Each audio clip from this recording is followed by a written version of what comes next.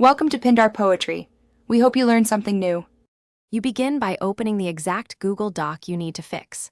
Select the text you want to change, or press Ctrl+A to select everything. This ensures consistent results. Next, move straight to the Format menu or the spacing icon on the toolbar because the fix lives there. Once done, you'll be ready to alter both line and paragraph spacing. Make sure to keep the document view zoomed at a readable level so you can preview changes as you make them. Now adjust the spacing values. Open line and paragraph spacing and pick a preset like 1, 15 or 1, 5, or choose custom spacing for precise control. In custom spacing, set the exact line spacing and add paragraph spacing before or after in points. This prevents crowding or large gaps. Once you set numbers, apply them to the selected text or the whole document. Also, update the normal style when needed so future text follows the same spacing without extra steps.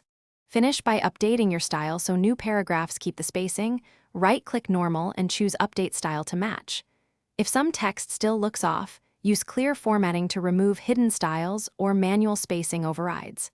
Finally, verify there are no section breaks or that the document isn't in compatibility mode.